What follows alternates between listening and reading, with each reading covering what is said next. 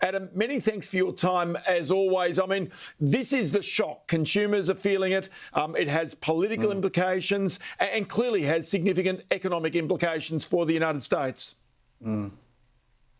It certainly does, Ross. Look, I feel like I'm writing the same story every month, a new record high in US inflation. It is very worrying. And it's not just that, the sticker shock of the 7.5%, the 40-year high, but if you look at core inflation, which takes out fuel and also food, it's still 6%, which is the highest level in 40 years as well. And that number's been increasing every month now for quite a few months. It doesn't show any sign of falling as the Fed hoped. And one particular aspect of the figures that came out that really struck me as concerning is the price of rent, which of course is a big component of the CPI. That went up in just 1 month in January by 0.5%, which is the fastest pace for rent since 2001.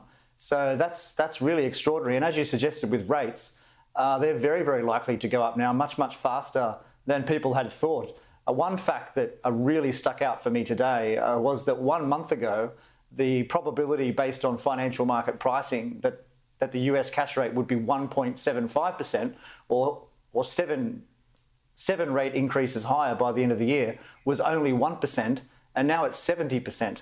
So in just 4 weeks, you've seen this extraordinary change in the outlook for US interest rates, which of course will have major repercussions for countries all around the world. There's no doubt about that because interest rates, sort of, if you like, they flow in many ways from the United States to other parts of the Western world. Australia will not be immune. But the other point is about society generally, trying to get used to the idea of inflation again. It's not been there for really more than 30 years. And this is something, again, that the response of central banks, the response of governments, the response of individuals and businesses, this is actually a part of living with inflation is quite different from what we're used to. Yes, that's right, Ross. I mean, basically anyone younger than 45 hasn't really lived through a period of high inflation, certainly can't remember it. I mean, I was only very young in the 80s when there was high inflation. I can't remember it. So you're quite right. I mean, it's a huge socioeconomic shift, if you like.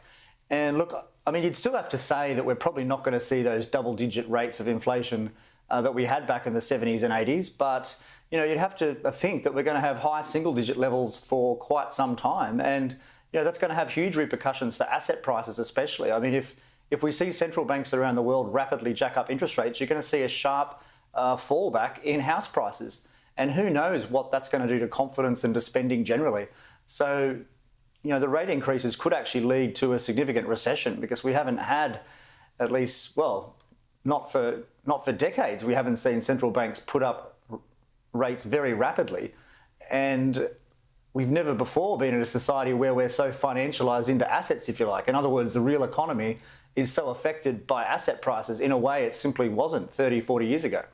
It's really interesting also here is that having lived through that period of inflation in the past myself, what you recognise is it's not the first or the second or even the third or fourth maybe interest rate rise that is the problem for an economy or for markets generally. It's the last interest rate rise. But the problem is that nobody knows which is that last rate rise that really does, if you like, tip over the camel. And, this is where right now markets will become more volatile, more uncertain, and that's where the political problem lies. Yeah, look, that's right. I mean, we saw the S&P 500 on Thursday come off by almost 2%, which was a pretty big move for one day. That's a lot of value wiped out. And of course, rates haven't even started being lifted yet. So look, I think we're going to be in for a very rocky year. But, it's worth pointing out one good thing, both in the US and in Australia, that we're starting from a point of very low unemployment. And certainly that wasn't the case in the 70s or 80s. So we're starting from a relatively good position. It's going to be interesting. It is a new phenomenon, there is no doubt, that everybody is going to have to adapt to. Adam, we'll be in touch very, very shortly because this is just such a moving feast. I'm certain there's plenty to talk about for the rest of the year at least. Adam Creighton there in Washington, many thanks for your time. Indeed, Ross.